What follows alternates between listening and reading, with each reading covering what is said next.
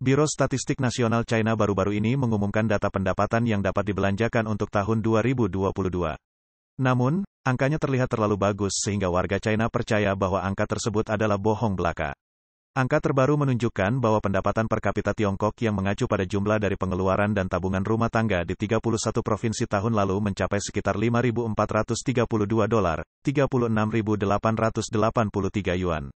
Ini menunjukkan peningkatan nominal 5% dan peningkatan real 2,9% dari tahun sebelumnya. Di antara mereka, penduduk di Shanghai dan Beijing memiliki daya beli paling signifikan, dengan rata-rata sekitar $11.700 per orang. Kemudian berikutnya Zhejiang dan Jiangsu masing-masing dengan $8.876 dan $7.339. Secara umum, 8 provinsi teratas memiliki pendapatan yang dapat dibelanjakan jauh di atas rata-rata nasional. Selain Shandong dengan $5.542, 7 lainnya memiliki lebih dari $5.888 yang dapat dibelanjakan.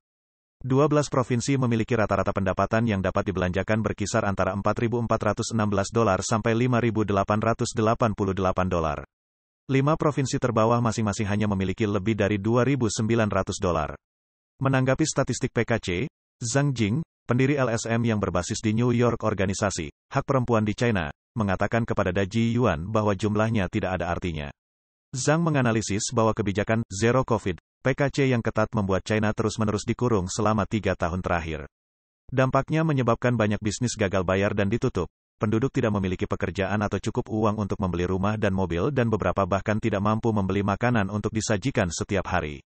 Namun data pendapatan per kapita terbaru PKT mencoba memberikan gambaran yang indah dan meyakinkan semua orang untuk percaya pada kondisi ekonomi negara saat ini yang benar-benar jauh lebih baik dari biasanya. Beijing ingin mengatakan segala hal di China pada tahun lalu adalah baik.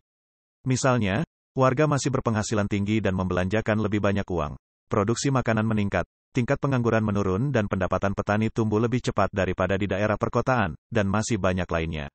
Zhang berkata, bahkan jika diperhatikan, tidak ada perkembangan sama sekali. PKC masih menambahkan kalimat di tajuk utama, sesuatu seperti ketersediaan pekerjaan secara umumnya stabil, dan kemudian diralat sedikit menurun. Dia bertanya, mengapa kita tidak bisa melihat bahwa penguncian selama 3 tahun pandemi secara terus-menerus telah merugikan semua industri? Jika ya, bagaimana China bisa mencapai pertumbuhan positif tahun lalu? Atas dasar apa negara menyimpulkan hal itu? Selain itu, netizen Tiongkok juga memberi komentar lebih lanjut untuk mengungkapkan pendapat mereka tentang platform media sosial populer Weibo.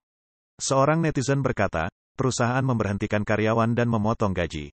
Katakan, di mana Anda melihat ada kenaikan gaji? Bagaimana kami bisa mendapatkan penghasilan tanpa pekerjaan? Yang lain mencemooh, ini dia. Rata-rata lagi, yang lain bercanda, angka-angka indah itu hanya untuk dilihat oleh para pejabat. Yang lain berkomentar, hanya satu yang benar-benar jutawan, sementara 9 lainnya sangat miskin.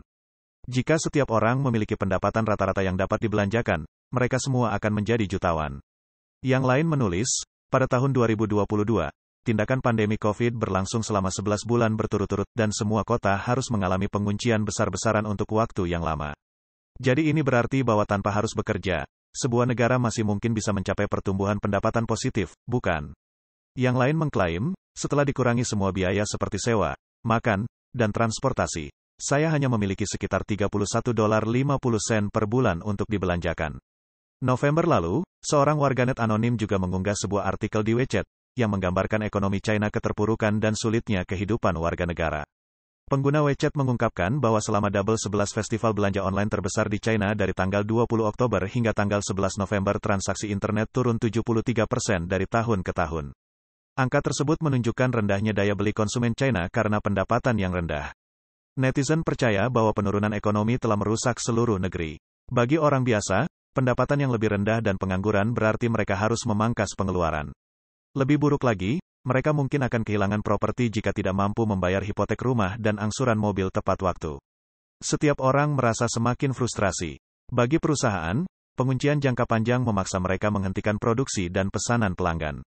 Dampak dari kehilangan klien secara bertahap akan berujung pada penutupan atau kebangkrutan, khususnya di sektor-sektor seperti pariwisata, perhotelan, pendidikan dan pelatihan, catering, toko kecil, dan supermarket.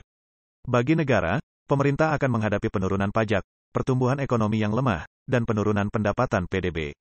Tidak hanya itu, namun saat negara sedang dalam kekacauan, akhir tahun lalu, PKT tiba-tiba melonggarkan kebijakan Zero Covid yang ketat mengikuti protes nasional yang paling besar dalam beberapa dekade. Sebagai akibatnya, gelombang besar baru infeksi COVID melanda China yang menyebabkan lonjakan kematian.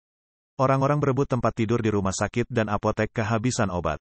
Banyak tempat memperlihatkan tingkat infeksi mencapai 80% dalam 20 hari pertama. Selain itu, operasi di pabrik dan perusahaan terhambat secara signifikan.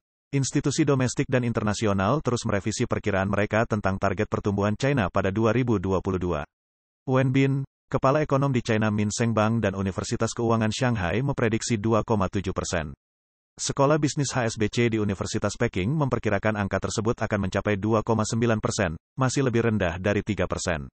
Pada pertengahan bulan lalu, survei Reuters terhadap lusinan ekonom menurunkan target PDB China di 2022 menjadi 2,8% dari 3,2% di Oktober. Outlet mencatat bahwa jika mengecualikan ekspansi 2,2% pada tahun 2020 saat pandemi pertama kali dimulai, maka data tahun lalu akan menjadi kinerja terburuk PKC sejak 1976, akhir dari revolusi kebudayaan 10 tahun China.